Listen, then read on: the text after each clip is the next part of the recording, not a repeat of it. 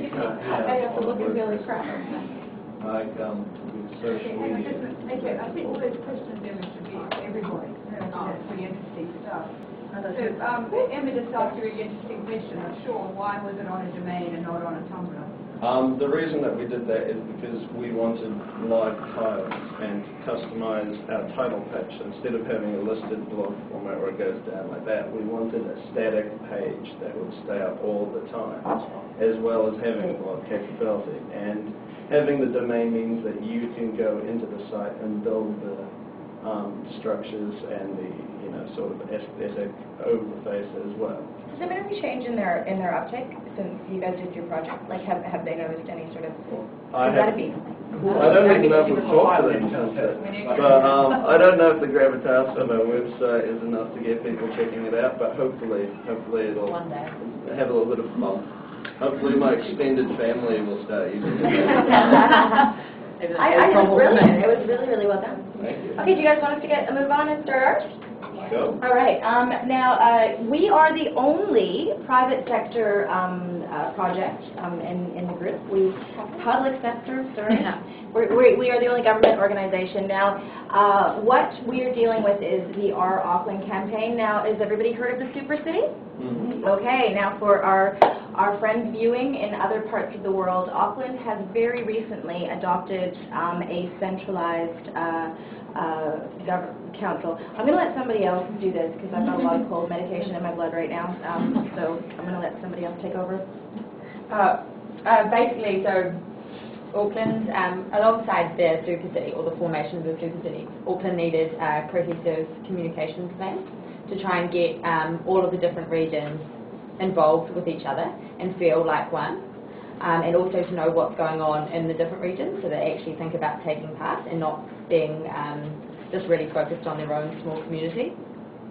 So that was why the our Auckland campaign was developed. And I think you'll agree with me, I think that it was developed to be two ways, so it was just as much about putting information out there as it was getting feedback and acting on that feedback. And giving people a place to actually speak and get real-time feedback, and that has been awesome. Yeah. So the campaign itself was multi-channeled, and the idea was that all of the different channels were integrated. So the girls will go through each of the channels and basically we set up the Tumblr page where we've got a little bit of information about how they use each channel, and also we've put up the link so that you can feed through and actually see it in use.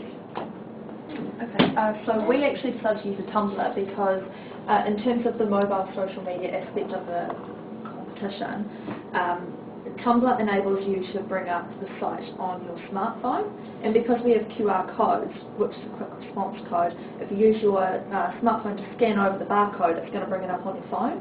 So in this way, it makes everything look a lot better. So we used QR codes because they're a nice two-way form of communication, and our Auckland campaign actually used these in quite a lot of ways. So we've got them in the new art gallery, in bus stops with Chinese New Year. I'm really proud of my bus photos. I ran for this bus.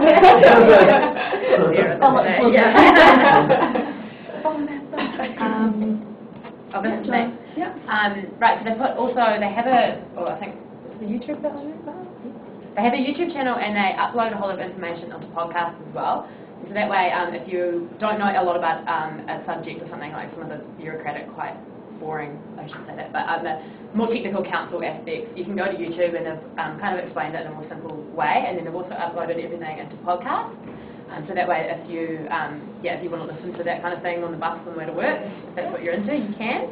And it also gives a lot more insight into, say, you go to art gallery and you see that there's an exhibition on and you want to find out more about it. They'll post interviews with the artist and that kind of thing, and you can listen to those on the YouTube channel or on the podcast as well. And the podcasts, I think, are also uploaded to the New Zealand Foundation of the Blind telephone information service. So that way they're really making their strategy all-inclusive and making everyone feel part of the Our Auckland campaign, so they can all get this information. And I'll show you our video. It's great. So we actually weren't allowed to publish the interview online because of copyright, because it's a council organisation. So Yeah. we can go to Word. Sorry. And I did get copyright clearance on the song. It Yeah. took till the day before we actually did the, but it's all kosher.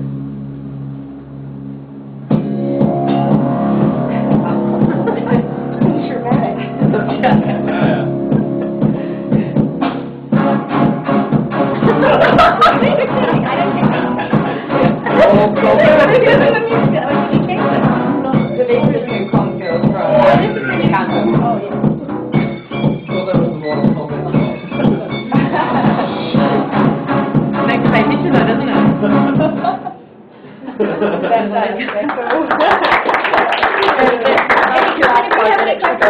To our Tumblr page. Oh, very nice. Well, yeah. Good. Mint. Yeah. Oh, mint. Anybody else? Yes, please. Okay, great. So next, the QR code to a Tumblr page. Yeah, we printed that up. Yeah, we did have one. So that's even an interesting thing to put on your CV, okay, that code. Yeah. Okay. Oh, yeah. Oh, that's good. Yeah, if you have, I'll fix it.